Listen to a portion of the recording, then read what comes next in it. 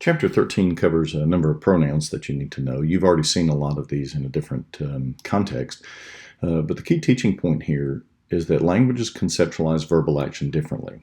And so therefore you have to work carefully to recognize how pronouns function in French, but then be prepared to alter your translation based upon what works in English. It's a matter of understanding how the pronoun is functioning in French, what we do in English with the same verbal idea, and how we might represent it with a pronoun or perhaps even not. Very often what you see is the use or non-use of pronouns where we would expect the opposite in English. And it's a common problem in languages. They conceive of things differently. But with pronouns, occasionally you will see one used in French when we don't expect it and vice versa, and you have to be prepared for that. This chart will show you the subject, the direct object, and the indirect object pronouns for each of the persons and numbers.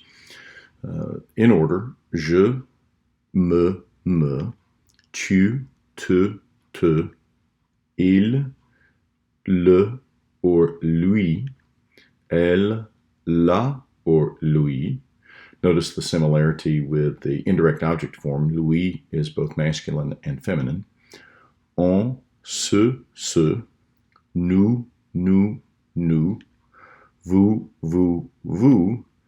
il, elle, les, and leur. And again, notice that les can be both feminine and masculine. Leur can be the same. And all of these pronouns will regularly precede the verb, which means you have a little bit of a different issue of word order, but that's not too hard to overcome in my experience. When direct objects precede the verb in the passé composé, the past participle shows agreement in the following situations. For example, passé composé with avoir, j'ai lu les livres. You can see here that the direct object, les livres, follows the verb and follows the past participle specifically. But if we change that to a pronoun, it has to precede the verb. Voici les livres que j'ai lus. So what you'll notice here is that the direct object is in front of the verb in terms of word order, and so therefore the past participle now has to agree in gender and number. Livre is masculine plural, so lu has to be masculine plural as well. When you have passé composé of pronominal verbs, which are formed with être, the past participle will also show agreement. So for example, nous sommes trompés. You'll notice that the verb is first person plural. In this instance, I've decided to make it feminine to illustrate the point. Tromper has to be feminine plural as well. Nous nous sommes aperçus de notre erreur. In this instance, I've made nous masculine just to show the difference. So aperçu has to be masculine plural. Nous nous sommes trompés means we made a mistake.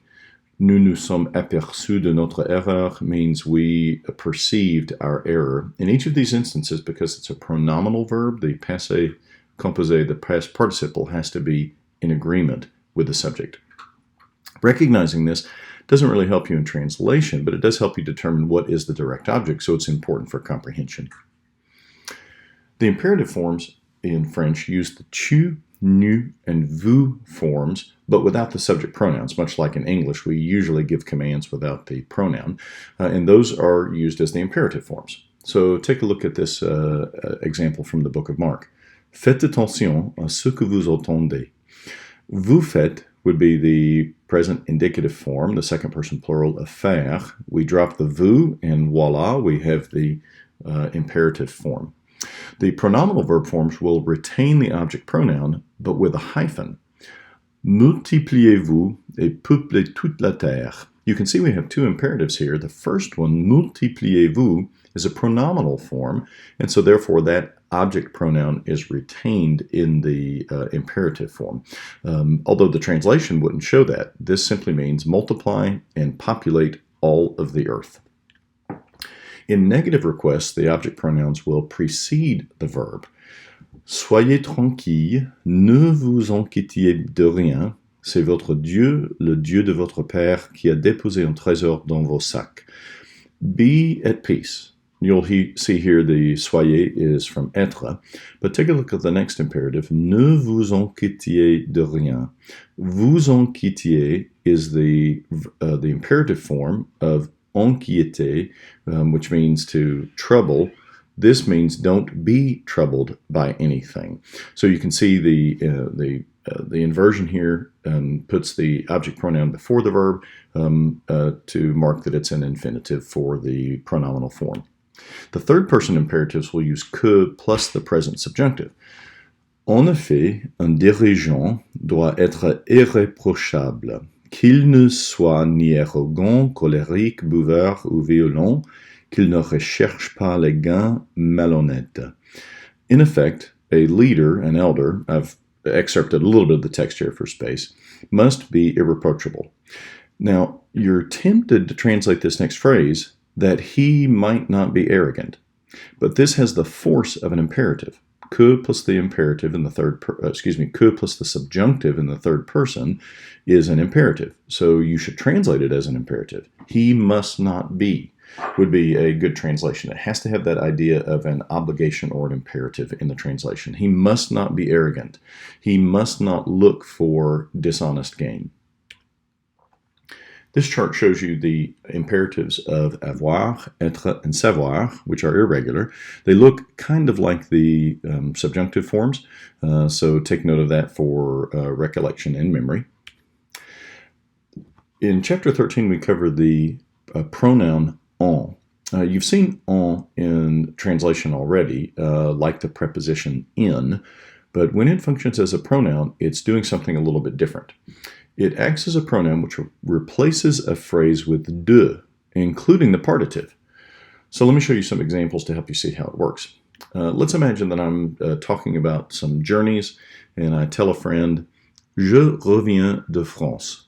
And what I mean is, I return from France. I am returning from France. If we had already had our discussion and were tracking along and he knew I was talking about France, I could simply use en to replace that whole phrase, de France. J'en reviens. Those two sentences mean the exact same thing. En, in the second sentence, stands in for the prepositional phrase de France. Let's imagine I was having a conversation with a friend about another person, and they were asking about what our third party friend wanted to do, and I said, Il a envie de parler. He desires to speak. If we had already gone a little bit further in the conversation and he knew the context, I could say to my friend, Il en a envie. He desires to do it. In the second sentence, en stands in for de parler. So I can't really translate it until I know what it's standing in for and then how I would convey that idea in English. Let's imagine we're having dinner together. Je veux de la salade. I want some salad. Pretty easy context to understand, but let's imagine we were going a little further and we knew we were talking about the salad. I could instead say j'en veux. En, in the second sentence, stands in for that whole expression, de la salade, and so it could be translated, I want some. That's a bit inelegant, but you get the idea. En before a noun will normally be translated as in or as. It acts like a preposition. For example, tous les Israélites se rassemblèrent d'un commun accord à Mizpah en présence du Seigneur. All the Israelites assembled in one accord at Mizpah in the presence of the Lord. Pretty simple translation there, not too difficult to understand.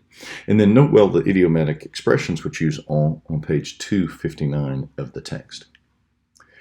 Another pronoun that you need to be aware of is y, the letter Y. Now, if you know Spanish, you're going to get very confused because it has a very different function in French. Y acts as a pronoun which replaces a phrase with a, the preposition a. So this is a counterpart to en. So for example, let's imagine I'm telling somebody about some travels I'm going to do. Je vais à Paris. I am going to Paris. And then let's imagine that the context was clear. I could say j'y vais. The E in the second sentence stands in for à Paris. I am going to Paris, and then further along in the conversation, I am going there. It's referring to a prepositional phrase with a that indicates a location. But there's some other uses you have to be aware of that make it a little challenging. Let's imagine a couple of students are speaking about their French final, and one of them says, Je pense à mon examen. I am thinking about my final. If the context was clear, I could simply say, J'y pense. in the second sentence replaces à mon examen. And so therefore the translation of the second phrase is I am thinking about it. The translation could be here, there, or it, depending upon the context and the referent, and sometimes you may even have to add a preposition to your translation because it's standing in for a prepositional phrase. Let's look at a biblical example. Lorsqu'un homme a rédigé son testament en bonne et due forme, personne ne peut l'annuler ou y ajouter quoi que ce soit. When a man has corrected or finalized his will in good and due form, no one can annul it or add to it, whatever it might be. In this instance, is standing in for a prepositional phrase with a, and clearly the context refers to son testament. So is standing in for à son testament, and therefore it has to be translated accordingly. To it is the best translation in this particular context. Chapter 13 introduces the irregular verb aller. It means to go. It's very common, so it's good to commit it to memory, as with many of the irregular verbs that we're showing you in the text. The present tense is irregular. Je vais, tu vas, il, elle, on va. Nous allons, vous allez, ils, elles vont. The imperfect tense is regular. That means it's formed off of the new stem of the present tense. J'allais, tu allais, ils, elles, on allait. Nous allions, vous alliez, ils, elles allaient. And then the past participle is aller. Aller plus an infinitive regularly expresses the future, near or immediate. In French, this is called the futur proche, the near future. Je vais manger le déjeuner. If you and I are speaking together early in the morning and I am talking about my plans for the day, I can use this to express something that's in the immediate future. I am going to eat lunch. Allons and aller are often used simply as exclamations, not really as imperative forms. Allons, descendons mettre le désordre dans leur langage et empêchons-les de se comprendre les uns les autres. You could translate this as let's go, but it really is just designed to get attention. Hey, or look, or something to that effect. Let us descend to put in disorder their language and inhibit them from understanding one and the other.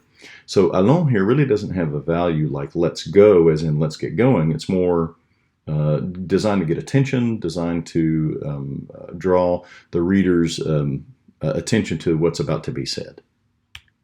And then note well the idioms with aller on page 265.